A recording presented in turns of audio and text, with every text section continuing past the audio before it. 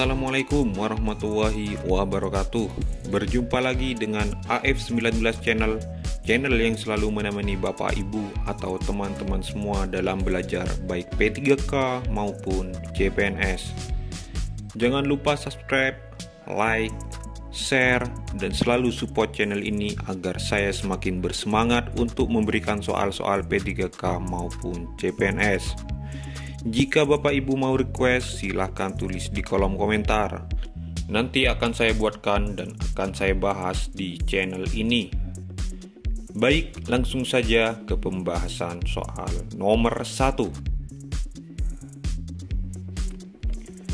Pemberian umpan balik kepada peserta didik penting dilakukan untuk meningkatkan keberhasilan, memperbaiki kesalahan, membantu untuk mengungkapkan kesalahpahaman, menyarankan perbaikan tertentu.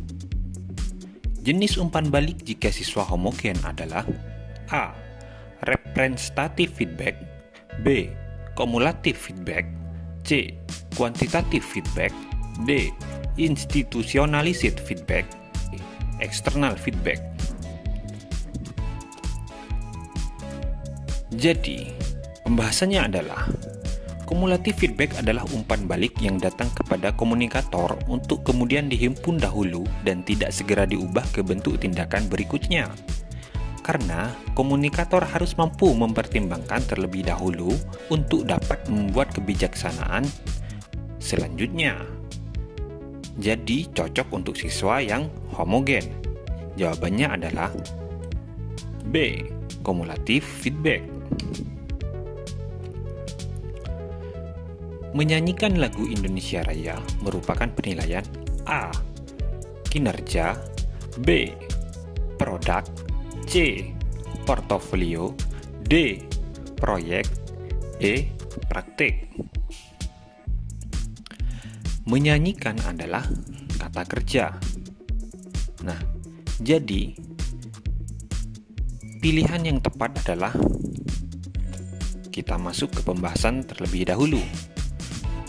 Menyanyikan merupakan kata kerja, sehingga yang menjadi penilaian adalah praktiknya. Jadi, jawaban yang tepat adalah E. Praktik. Soal nomor 3. Siswa membuat laporan hasil pengamatan proses fotosintesis termasuk penilaian A. Kinerja, B. Produk, C. Portofolio, D. Proyek, dan E. Proyek. Jadi di sini ada dua jawaban yang sama. Tapi jawaban yang ini belum tentu benar. Coba kita lihat ke pembahasannya. Pembahasannya adalah membuat laporan merupakan pekerjaan yang memiliki hasil produk, sehingga yang menjadi penilaiannya adalah produknya. Jawabannya adalah B. Produk. Kita lanjut dengan soal nomor 4. Dalam pembelajaran di kelas Anda, terdapat 2 siswa Anda yang berkebutuhan khusus. Pembelajaran apa yang tepat dilakukan dalam menghadapi kondisi ini? A. Menyuruh anak itu mengerjakan soal ke depan dan membimbingnya. B. Membagi kelompok diskusi. C. Melakukan pembimbingan di tempat duduk mereka. D. Mengelompokkan dengan siswa pintar agar ikut terimbas. E. Memisahkan kedua siswa dengan siswa normal lainnya dengan perlakuan berbeda. Kita masuk ke pembahasan. Yang pertama adalah perilaku anak berkebutuhan khusus kadang tidak terduga. Oleh karena itu, penting untuk mendahulukan keselamatan dan mengatur lingkungan agar nyaman secara fisik dan emosional. Dan yang kedua, menggunakan metode yang beragam untuk membuat anak mengerti dan menguasai kemampuan yang baru. Nomor 3, anak berkebutuhan khusus memerlukan dukungan ekstra atau guru pendamping yang duduk bersamanya. Jadi, jawaban yang tepat adalah C. Melakukan pembimbingan di tempat duduk mereka. Kita lanjut soal nomor 5. Guru menguasai bidang keilmuan lain yang menunjang proses pembelajaran. Ini adalah kompetensi apa? Yang A. Pedagogik, B. Profesional, C. Kepribadian, D. Sosial, dan E. Budaya. Kita masuk ke pembahasan. Kompetensi pedagogik pada dasarnya adalah kemampuan guru dalam mengelola pembelajaran peserta didik, seperti halnya menguasai karakteristik peserta didik, menguasai teori belajar dan prinsip-prinsip pembelajaran yang mendidik, pengembangan kurikulum, dan lain-lain. Jadi jawaban yang tepat adalah A. Pedagogik. Kita lanjut dengan soal nomor 6. Dalam mengawali pembelajaran, Pak Ali merumuskan pertanyaan, mengumpulkan data atau informasi, dan berbagai teknik, mengasosiasi atau menganalisis atau mengolah data, dan menarik kesimpulan serta mengkomunikasikan hasil yang terdiri dari kesimpulan untuk memperoleh pengetahuan, keterampilan, dan sikap. Langkah yang dilakukan Pak Ali itu merupakan bagian dari model pembelajaran A. Portofolio, B. Saintifik, C. Penemuan, D. Autentik, E. Kontekstual. Kita masuk ke pembahasan. Scientific learning yaitu ada mengamati, menanya, mengumpulkan informasi atau eksperimen, mengasosiasikan, mengolah informasi, dan mengkomunikasikan. Di sini jawaban yang paling tepat adalah B. Scientific. Kita lanjut dengan nomor 7. Penilaian yang dilakukan oleh seorang guru harus dapat menilai kemampuan siswa sesuai dengan tuntutan kurikulum dan meliputi berbagai aspek. Hal ini sesuai dengan prinsip A. Terbuka, B. Menyeluruh, C. Bermakna, D. Adil, E. Sahih. Kita masuk ke pembahasan. Menyeluruh dan berkesinambungan berarti penilaian oleh pendidik mencakup semua aspek kompetensi dengan menggunakan berbagai teknik penilaian yang sesuai untuk memantau perkembangan kemampuan peserta didik. Jadi, jawaban yang tepat adalah B. Menyeluruh. Soal nomor 8. Media pembelajaran yang cocok untuk menjelaskan materi tentang Ken Arok dan Ken Dedes adalah A. Sejarah tokoh masyarakat Jawa, B. Sumber buku paket, C. Gambar peta dan globe, D. Video kisah Ken Arok dan Ken Dedes, E. Gambar candi. Kita masuk ke pembahasan. Media pembelajaran adalah suatu media yang berfungsi untuk mempermudah dalam proses pemberian informasi dalam suatu pembelajaran. Sedangkan sumber belajar adalah seluruh sumber yang bisa digunakan untuk mendapat materi atau data dalam rangka proses mencapai tujuan dari pembelajaran. Dari opsi pilihan di atas, video kisah Ken Arok dan Ken Dedes merupakan media pembelajaran yang mempermudah dalam proses pemberian informasi dalam pembelajaran. Jadi, jawaban yang tepat adalah D. Video kisah Ken Arok dan Ken Dedes. Kita lanjut soal nomor 9. Jika ingin membangkitkan rasa ingin tahu, maka cara efektif yang akan Anda lakukan adalah A. Diajak ke perpus rutin dan membuat mading poster, B. Diajak ke laboratorium sains dan mencari literatur tentang sains, C. Kegiatan membaca rutin setiap pagi sebelum masuk ruangan dan membuat majalah dinding, D. Memajang hasil karya puisi siswa, E. Lomba menulis naskah drama. Kita masuk ke pembahasan. Membangkitkan rasa ingin tahu. Yang pertama adalah melatih berpikir terbuka dalam belajar. Yang kedua, melatih ketelitian. Yang ketiga, membangkitkan bertanya. Yang keempat, menghindari pembelajaran membosankan. Yang kelima, belajar meneliti atau eksperimen. Jadi jawaban yang tepat adalah B. Diajak ke laboratorium sains dan mencari literatur tentang sains. Soal nomor 10. Dalam mengawali pelajarannya, Pak Maman Nendar menyampaikan suatu permasalahan guna mengunggah dan menimbulkan kepenasaran para siswanya. Langkah tersebut bertujuan untuk mendorong para siswa agar mau mengembangkan kreativitasnya. Langkah yang dilakukan Pak Maman Nendar itu merupakan bagian dari model pembelajaran A. Portfolio, B. Scientific, C. Discovery Learning, D. Authentic, E. Contextual Teaching, dan Learning. Kita masuk ke pembahasan. Discovery Learning diantaranya adalah pemberian rangsangan atau stimulation, pernyataan atau identifikasi masalah atau problem statement. Yang ketiga adalah pengolahan data atau data processing. Yang keempat adalah pembuktian. Yang kelima menarik simpulan atau generalisasi. Jawaban yang tepat adalah C. Discovery Learning. Soal nomor 11. Media yang cocok untuk menggambarkan tentang banjir adalah A. Video, B. Gambar banjir, C. Potongan artikel berita media cetak, D. Peta persebaran potensi banjir, E. Berita perkiraan cuaca televisi. Kita masuk ke pembahasan.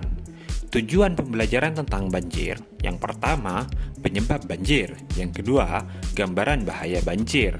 Yang ketiga, kerugian akibat banjir. Dan yang keempat, cara menanggulangi banjir.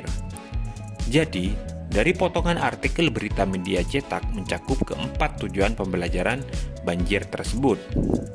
Jawaban yang tepat adalah C. Potongan artikel berita media cetak.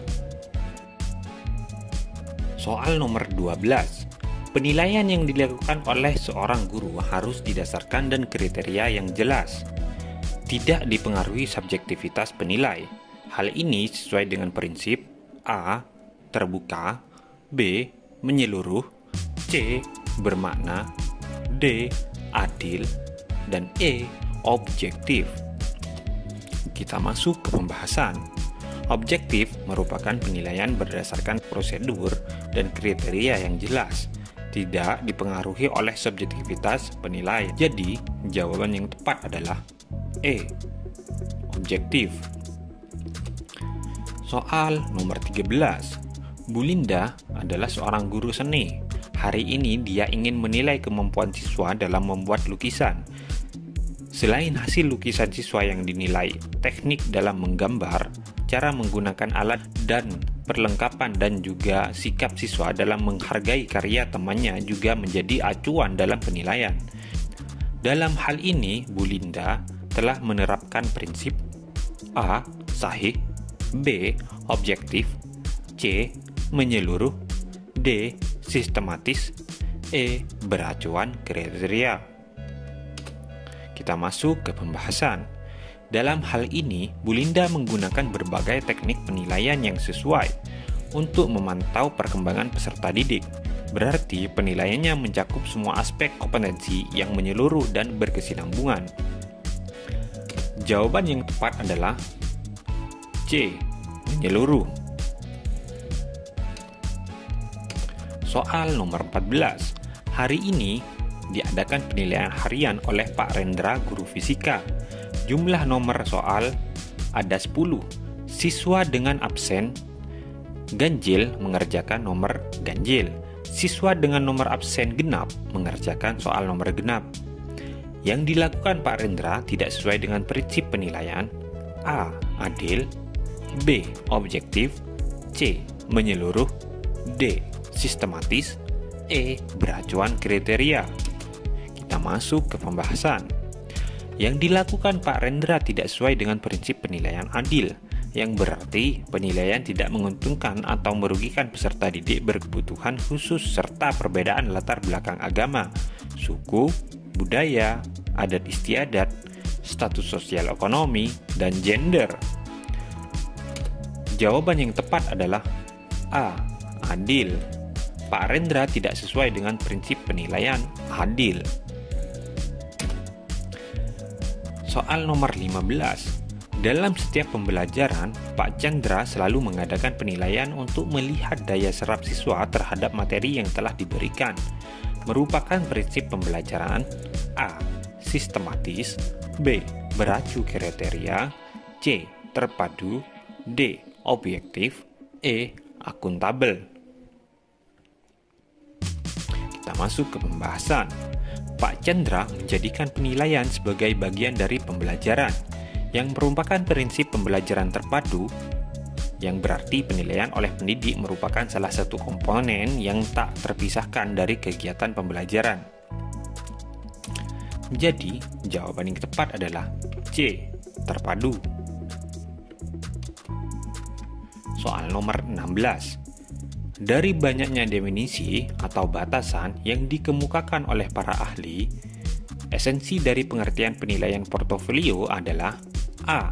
Kumpulan hasil karya siswa, B. Rekaman hasil karya siswa, C. Rangkaian hasil karya siswa, D. Kumpulan nilai siswa, E. Kumpulan siswa. Kita masuk ke pembahasan.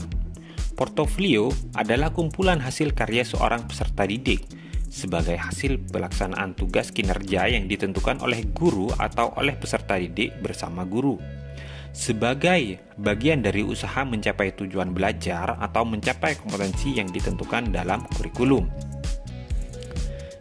Jawaban yang tepat adalah A. Kumpulan hasil karya siswa. Jadi, esensi dari pengertian penilaian portofolio adalah kumpulan hasil karya siswa. Nomor 17. Disediakan 2 magnet dan paku. Siswa melakukan percobaan tarik-menarik magnet. Komponen tujuan pembelajaran yang kurang adalah A. Condition, B. Behavior and degree, C. Condition and degree, D. Audience, E. Degree. Kita masuk ke pembahasan. Tujuan pembelajaran RPP yaitu ada audience. Audience merupakan siswa. Behavior melakukan percobaan tarik-menarik magnet. Condition itu disediakan 2 magnet dan paku. Degree, apa itu degree? Degree dengan tepat, benar, dan teliti. Jadi, jawaban yang tepat adalah E. Degree. Soal nomor 18. Media yang tepat untuk mengajarkan kebutuhan ekonomi yang melonjak tinggi adalah A. Potongan artikel, B. Video kanal YouTube, C. Tayangan berita televisi, D. Daftar harga barang pokok terbaru, E. Buku paket. Kita masuk ke pembahasan. Tujuan pembelajaran kebutuhan ekonomi, penyebab melonjaknya, itu yang pertama. Yang kedua, gambar situasi. Yang ketiga, akibat terjadinya. Yang dapat mengcover ketiga tujuan tersebut adalah tayangan berita di televisi karena menggunakan audio dan visual. Jadi, jawaban yang tepat adalah C. Tayangan berita di televisi. Nomor 19. Pak Liman adalah seorang guru olahraga. Pagi ini dia akan mengadakan penilaian praktik berenang. Prinsip penilaian yang dilakukan adalah A. Sahih, B. Objektif, C. Menyeluruh, D. Sistematis, E. Beracuan kriteria. Kita masuk ke pembahasan. Tujuan penilaian adalah teknik berenang, sedangkan jenis penilaiannya adalah praktek. Sehingga prinsip penilaiannya adalah sahih, yang berarti penilaian didasarkan pada data yang mencerminkan kemampuan yang diukur. Jawaban yang tepat adalah A. Sahih. Soal terakhir, Pak Bejo adalah guru PKN di sekolah Mekar Indah. Dia tinggal di desa Mangunharjo. Siska adalah tetangga dari Pak Bejo. Setiap pembagian hasil evaluasi, Siska selalu diberi nilai 85 oleh Pak Bejo. Sementara Rudi, siswa yang paling pintar di kelasnya, hanya mendapat 80. Dari kasus di atas artinya Pak Bejo tidak melaksanakan prinsip penilaian. A. Adil, B. Objektif, C. Menyeluruh, D. Sistematis, E. Beracuan kriteria. Kita masuk ke pembahasan. Objektif berarti penilaian didasarkan pada prosedur dan kriteria yang jelas, tidak dipengaruhi subjektivitas penilai. Adil berarti penilaian tidak menguntungkan atau merugikan peserta didik karena berkebutuhan khusus serta perbedaan latar belakang agama, suku, budaya, dan lain-lain.